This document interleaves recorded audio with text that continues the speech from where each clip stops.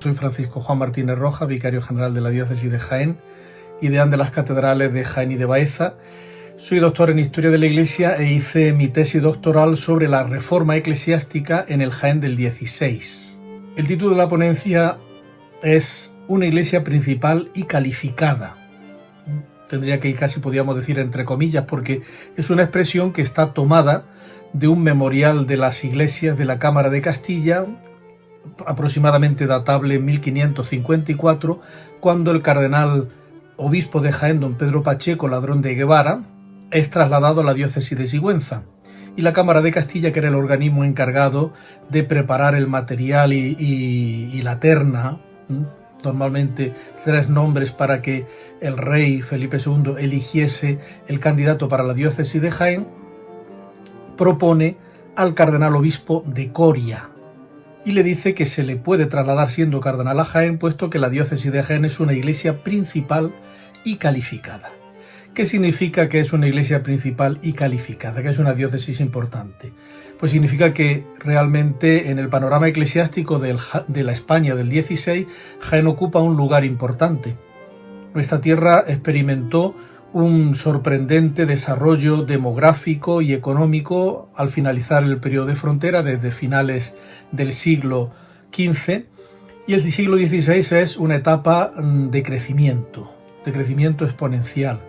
La diócesis de Jaén se coloca en las 34 diócesis con que contaba la Corona de Castilla, en el ranking, podríamos decir, de rentas episcopales, en el número 9, de 34 la novena, por encima incluso de algunos arzobispados. Es significativa también la presencia como obispo de nuestra tierra en el siglo XVI de 4 cardenales. El cardenal don Esteban Gabriel Merino, de 1523 a 1535, el cardenal don Francisco de Mendoza, de 1538 a 1543, don Pedro Pacheco Ladrón de Guevara, el ya citado cardenal Pacheco, que fue el jefe del partido español, del partido imperial en la primera etapa de sesiones del Concilio de Trento, de 1545 a 1554, y ya al final justo del siglo, don Bernardo de Rojas y Sandoval, el tío del todopoderoso duque de Lerma, de 1596 a 1599. Es también prueba de ese auge y de esa importancia que tuvo Jaén en el siglo XVI, la creación de centros de enseñanza como la Universidad de Baeza,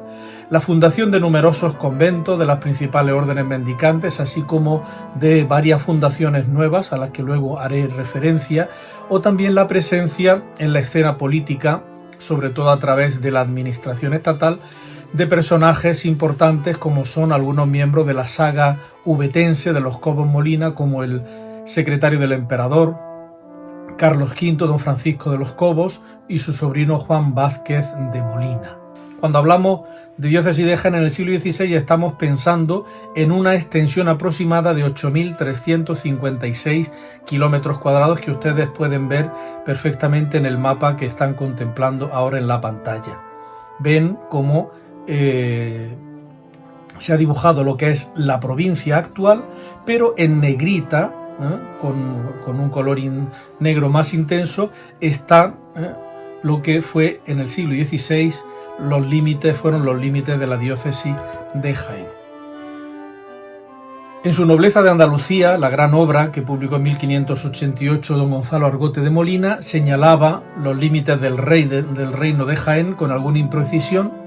que coincidían prácticamente con los de la diócesis. Tenemos que tener en cuenta que junto con el obispado de Jaén había en el perímetro de la actual diócesis otros territorios que ustedes pueden contemplar. En la zona noreste estaban, que entonces no pertenecía ni a Jaén, ni al reino de Jaén ni a Andalucía,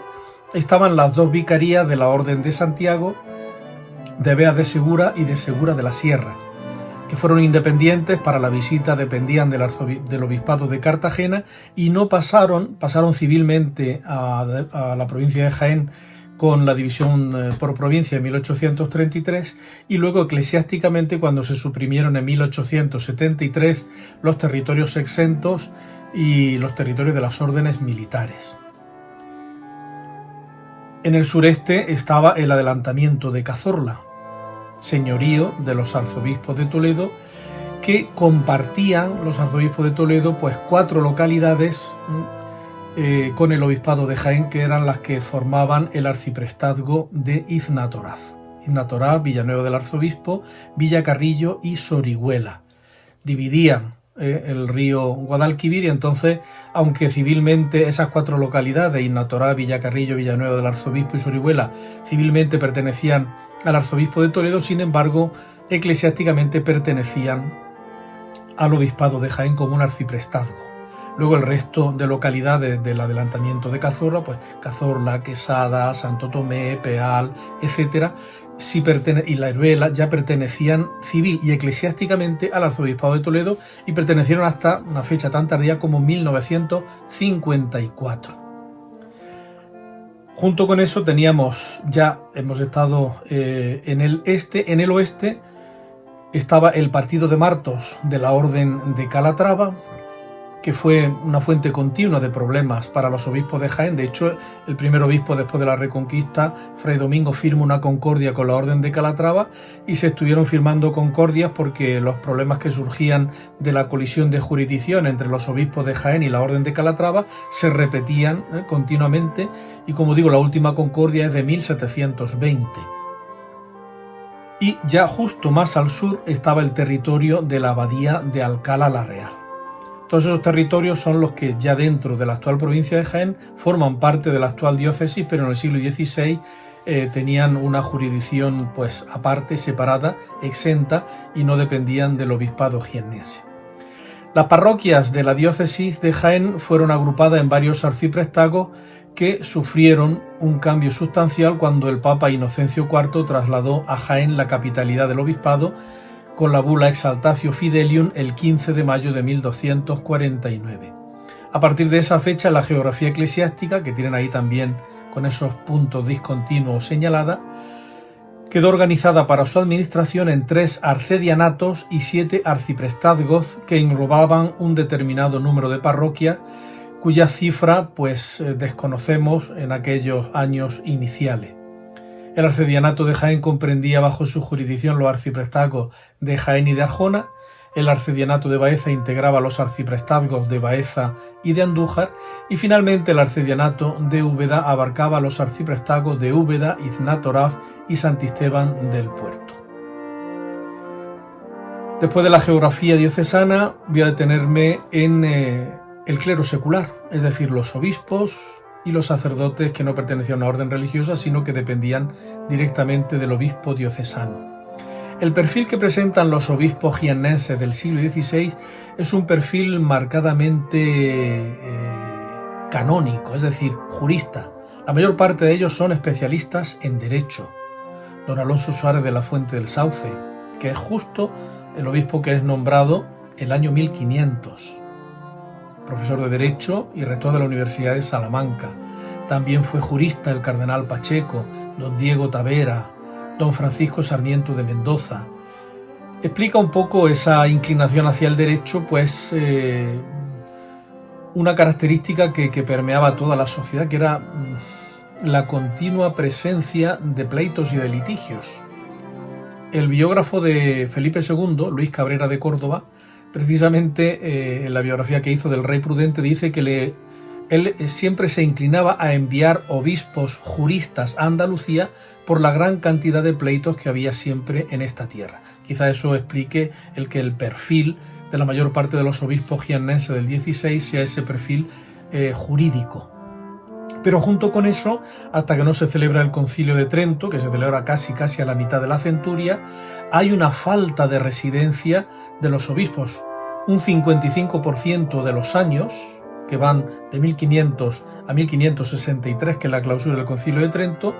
los obispos de Jaén no residieron en la diócesis. El ejemplo más claro es, como ya he dicho antes, el cardenal don Pedro Pacheco, ladrón de Guevara, que jamás vino a Jaén, porque en 1545 estaba justo en el Concilio de Trento, de ahí pasó a residir a Roma y gobernó a través de un vicario general al que nombró canónigo, don Gabriel de Guevara, pero nunca llegó a residir personalmente en la diócesis de Jaén. El Concilio de Trento es, podríamos decir, el eje que marca un antes y un después en la vida de la Iglesia universal en el siglo XVI y también de la Iglesia jiennense. Pero hay está la celebración del concilio, pero hay un segundo momento que es lo que se llama en eclesiología y en la historia de los concilios la recepción, es decir, el hacer vida, el aplicar los cánones de Trento. En España, a pesar del decidido apoyo de Felipe II, que convirtió los cánones de Trento por una real cédula de septiembre de 1564 en ley del Estado, sin embargo no se llevó a cabo una implantación, podríamos decir, acelerada y prácticamente inmediata. En Jaén tenemos que esperar al pontificado de don Francisco Sarmiento de Mendoza, de 1580 a 1595, para que un obispo capitanee una aplicación del Concilio de Trento en todos los ámbitos: la reforma del clero secular, la reforma de las órdenes religiosas y también del pueblo cristiano. ¿Cómo era la vida del clero secular, es decir, de los sacerdotes que estaban en capellanías o en parroquias?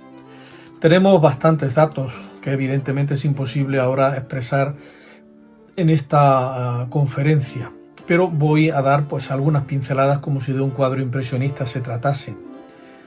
El sínodo de 1511 ordenaba que los clérigos supiesen gramática, lengua latina, leer y cantar con vista a la dignificación del culto. Era necesario que los clérigos fuesen, como en inglés significa la palabra clerk, es decir, que significa culto, estuviesen preparados para la asistencia espiritual de los fieles. También se nota, es algo que empieza en el siglo XV, pero que se va a acentuar en el siglo XVI y va a encontrar en la normativa sobre los ministros ordenados del Concilio de Trento su máxima expresión. Hay una clericalización progresiva de los sacerdotes, es decir, un hacer mucho más nítido, mucho más claro, mucho más evidente su perfil como ministros ordenados, para que la secularización que podían tener en su comportamiento fuese siendo eliminada progresivamente. Y uno de los medios que se utilizaban era precisamente la distinción en el mismo modo de vestir. Por eso, en todos los documentos del siglo XVI se hace mucho hincapié en el hábito talar del que se desterraban colores llamativos, tela suntuosa, joya. Se indicaba incluso que tenía que ser de una tela especial, estameña, que es una tela un poco vasta, nada de sedas, y eso ayudaba para que tuviesen realmente los clérigos, y sobre todo los clérigos seculares, eran medios para que le ayudasen a vivir su vocación específicamente eclesiástica. Para la diócesis de Jaén hay dos acontecimientos importantísimos de cara a la renovación del clero, que son la concesión por parte del Papa Pablo III del indulto de los prioratos al cardenal Esteban Gabriel Merino en 1534 y la fundación de la Universidad de Baeza por el mismo Papa 4 años después, en 1538. El cardenal don Esteban Gabriel Merino, que siendo curial en Roma, viviendo en Roma, había sido párroco de varias parroquias aquí en Jaén, por lo tanto no había residido, al venir a Jaén como obispo y hacer la visita pastoral, constata cómo la falta de residencia de los párrocos causaba muchos daños en las parroquias, daños espirituales y pastorales. Por lo tanto, le pide al Papa una gracia, un indulto apostólico, por el que el Papa autorizase una normativa especial para la diócesis de Jaén de cara a cubrir los puestos de priores, que era como se conocía entonces a los párrocos. Los prioratos eran las parroquias. Tenía que ser por oposición. Quien se presentase, los sacerdotes que se presentasen para ser párroco a esa oposición, tenían que ser naturales del reino de Jaén y ser graduados, es decir, tener estudios universitarios, bachiller, licenciado o doctor en artes, teología o derecho. Había un ejercicio de oposición en el que había dos canónigos, normalmente el magistral, que era el especialista en teología, y el lectoral, el especialista en Sagrada Escritura, y dos religiosos que normalmente eran un franciscano del convento de San Francisco de Jaén y un dominico del convento de Santa Catalina Mártir, también de la ciudad de Jaén. Examinaban con un texto teológico medieval el libro de la sentencia de Pedro Lombardo, que se conserva en el archivo histórico diocesano de la catedral, y con una Biblia, y evaluaban cómo había sido el ejercicio de oposición y, dependiendo de la mayor o menor calidad, hacían una lista que presentaban al obispo para que el obispo normalmente nombrase al primero. el primero que estaba en esa lista. Eso significó que a partir de entonces, primero, creció el nivel intelectual de los párrocos, porque todos tenían ya graduación universitaria, y luego les obligó a la residencia, que luego lo va a ordenar el Concilio de Trento, pero después, casi 20 años después. Tenían que estar ahí presentes en su parroquia y trabajando, y no pues que lo sustituyese cualquier clérigo que, pues, por no tener el cargo de prior, pues realmente, digamos, el empuje pastoral que tenía, pues no era excesivo. Y he dicho que el segundo hito de la reforma del clero es la creación de la Universidad de Baeza, que nace como la concesión de una gracia que hace el Papa Pablo III a un clérigo jiennense, el doctor Rodrigo López, natural de Baeza, que resigna en el Papa, es decir, le entrega al Papa todos los beneficios eclesiásticos con sus rentas para que el Papa, uniéndolos, crease una base económica para hacer un colegio de niños en la ciudad de Baeza. Nombra el doctor Rodrigo López, que vivía en Baeza, a Juan de Ávila como ejecutor de las letras apostólicas, y Juan de Ávila muere casi enseguida el doctor Rodrigo López, con dos de los sobrinos que eran los albaceas de su tío, idea cambiar profundamente la voluntad primera del testador, del fundador, para convertir en una auténtica universidad eclesiástica el nuevo Estudio General de la Santísima Trinidad de Baeza, que es como se llamaba la universidad. Y lo consiguen con un rescripto de la Penitenciaría Apostólica de 1542, porque se autoriza a leer libros como Terencio, Ovidio, el libro de los clásicos latinos, y a dar colación de grados de arte y teología. Se excluye deliberadamente el derecho, porque en el pensamiento de Juan de Ávila, lo mismo que lo había sido antes en el pensamiento del cardenal Cisneros cuando crea la Universidad de Alcalá, los pastores, los obispos y los sacerdotes, más que especialistas en derecho y gestores, tienen que ser fundamentalmente teólogos y predicadores. Y por eso se excluye deliberadamente de la Universidad de Baeza el derecho. Y va a ser un centro de formación del clero jiennense prácticamente hasta su desaparición en 1824. Junto con eso tenemos entre 1475 y 1579 40 fundaciones de nuevos conventos masculinos y femeninos.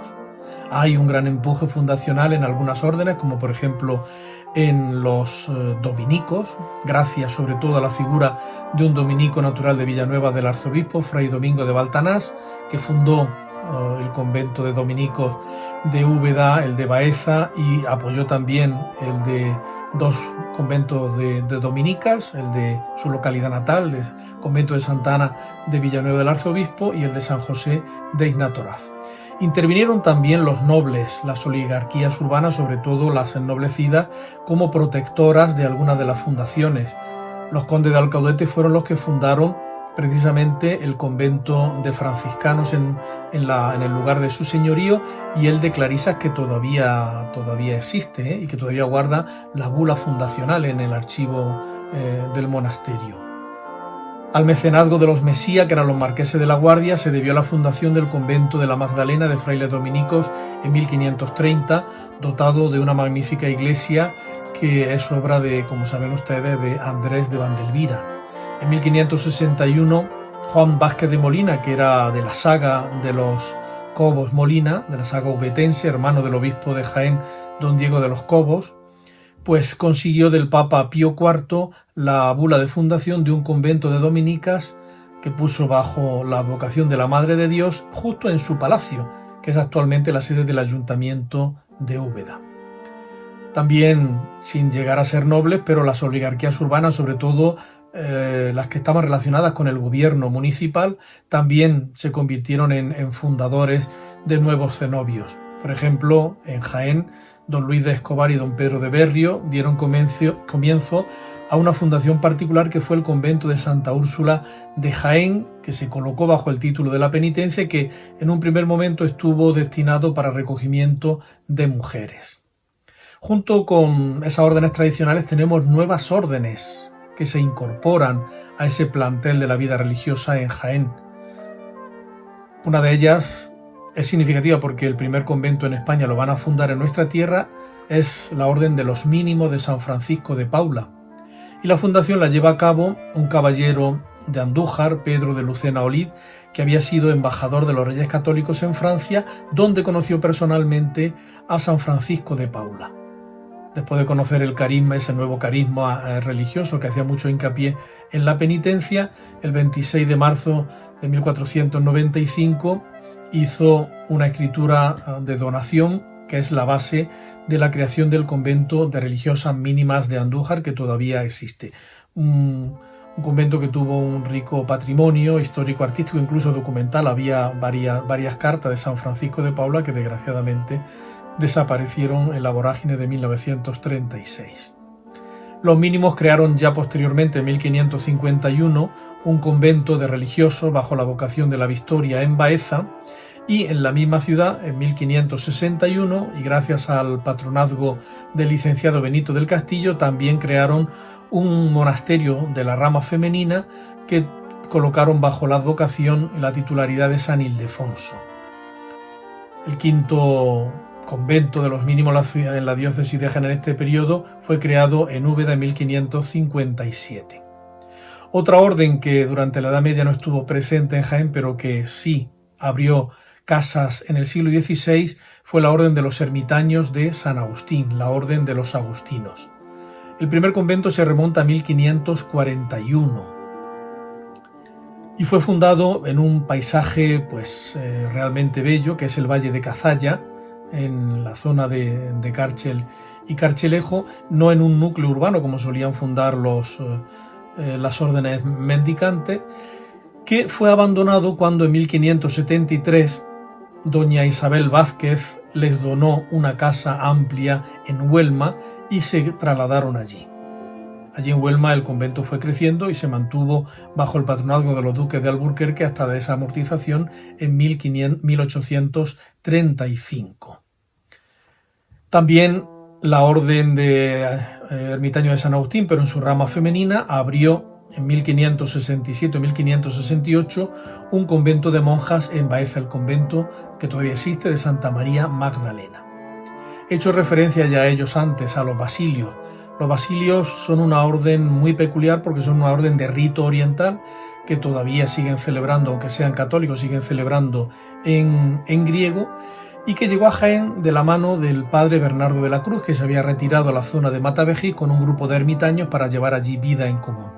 Como el Concilio de Trento había establecido que los que llevasen una cierta vida regular tenían que estar bajo una regla autorizada por la Santa Sede, el padre Bernardo de la Cruz, que había ido a Roma, había conocido allí Grottaferrata, una localidad cercana a Roma, el convento de San Nilo de monjes basilios, le gustó el carisma basiliano y obtuvo de Pío IV en 1561 la fundación de la Congregación Española de Monjes Basilios, que tuvo dos conventos aquí en Jaén: el convento de Santa María de Oviedo, en el despoblado de Matavejí, que es la casa madre de los basilios en España, y luego el convento de Nuestra Señora de la Esperanza, que era el de los agustinos, al que he hecho referencia antes,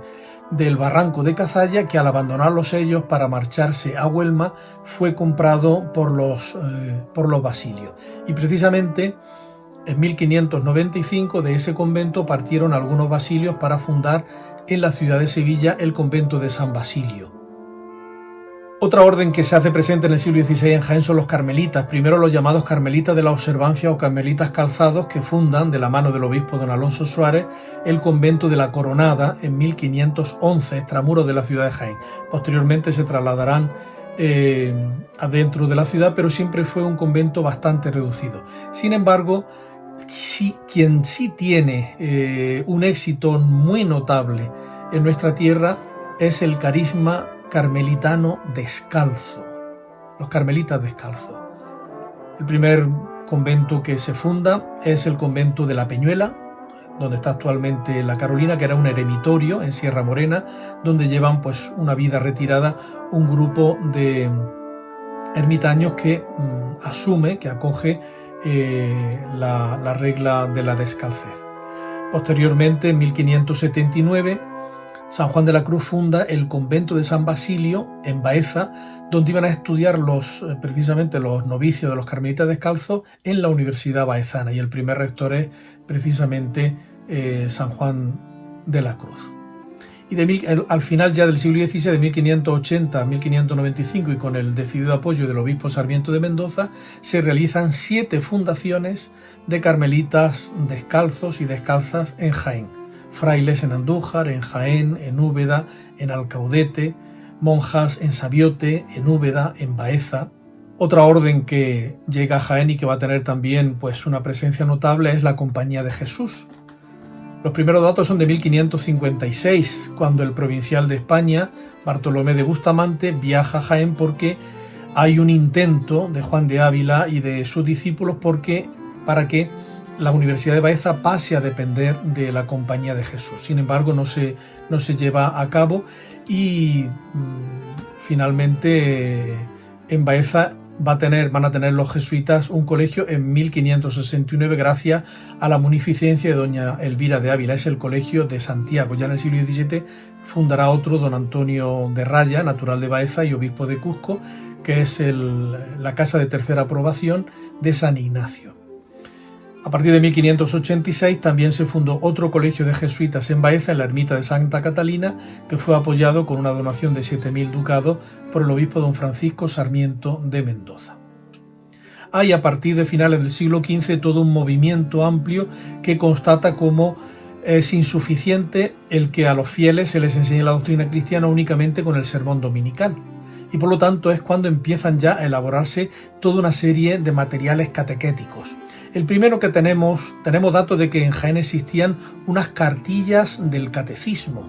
pero no se ha conservado ninguna. Debían de ser pues de tamaño pequeñito, pero sí tenemos en el misal jiennense que se imprimió en Sevilla en 1499, al final hay un resumen de la doctrina cristiana, con los artículos de la fe, los 7 sacramentos, los mandamientos, las virtudes cardinales y teologales, los pecados mortales, las virtudes contrarias y las obras de misericordia. Por lo tanto, podríamos decir es el primer catecismo conservado que se aplicó aquí en la diócesis de Jaén. Junto con eso, el sínodo de 1511 estableció el que en las iglesias hubiese unas tablas donde se apuntasen, se escribiesen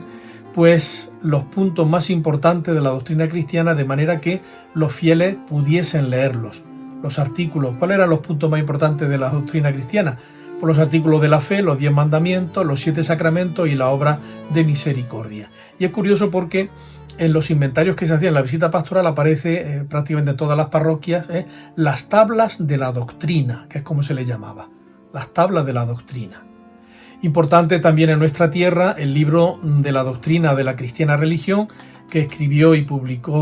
se publicó luego ya después de su muerte en 1532 en Sevilla y 1564 en Toledo, don Gutiérrez González Doncel, el fundador de la Santa Capilla de San Andrés, que además fue un libro que se llevó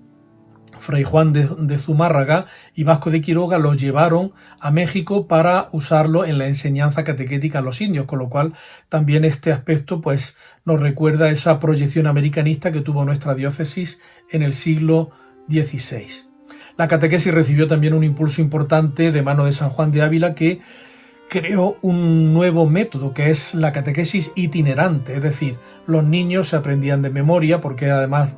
escribió una doctrina cristiana, un catecismo que se publicó, hay datos de que se publicó por primera vez en Baeza en 1550, aunque no se conserva ningún ejemplar, y aprendían de memoria, puesto que estaba versificado, los puntos de la doctrina y los iban cantando por la calle, de manera que los fieles que no iban a la enseñanza catequética o no frecuentaban la misa, pues podían oír, gracias al canto de los niños, esos puntos de la doctrina cristiana que había versificado Juan de Ávila. En el sínodo de 1492 ya el obispo Osorio había ordenado que se crease un libro específico donde apuntar los datos del neófito que se bautizase, el nombre de sus padres, de los 2 padrinos y quién lo había bautizado. Y nace así, antes del Concilio de Trento, ya los libros sacramentales en nuestra diócesis. De hecho, se conserva en la parroquia de San Pablo de Baeza un libro de bautismo de 1494. La celebración de la misa tenía que acomodarse al ritual al misal jiennense, es decir, a cómo se celebraba la misa en la catedral de Jaén. Y lo estableció el sínodo de 1492 y una práctica que continuó durante todo el siglo XVI, que cuando los niños, ya adolescentes, llegasen a los 14, 15 años, los priores los exhortasen a comulgar y a confesar. Es decir, que no era como posteriormente ocurría desde principios del siglo XX, que se retrotrae prácticamente a la infancia la recepción de la primera comunión. También es importante en este periodo el progresivo auge de la adoración de la Eucaristía fuera de la misa, que se manifiesta en la creación de las grandes custodias. La custodia de Juan Ruiz el Vandalino para la Catedral de Jaén de 1542-43 y otras muchas custodias que algunas se conservan y otras desaparecieron, que manifiestan cómo esa presencia real de Cristo en la Eucaristía para la adoración se fomentaba en los fieles, también como respuesta a la negativa o a la negación de los protestantes de la presencia real de Cristo en la Eucaristía.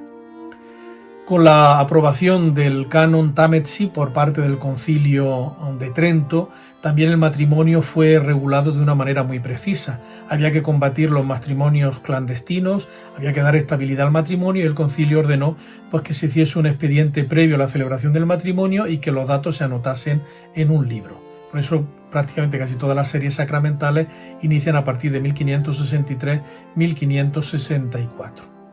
Pero junto con esto, también existían algunas prácticas de tipo, lo podríamos decir hoy, de religiosidad popular, puesto que la vida litúrgica no agotaba la espiritualidad de los fieles. Hay que hacer siempre referencia al asociacionismo seglar, es decir, a las cofradías y hermandades, cuya eclesialidad siempre los pastores intentaron poner y subrayar. Para que hubiese una cofradía, decía el obispo don Luis Osorio, y luego lo repiten los demás obispos en el siglo XVI, tenían que contar con licencia del obispo, tenían que presentar ante el obispo, también ante el provisor, las cuentas anualmente, y tenían que tener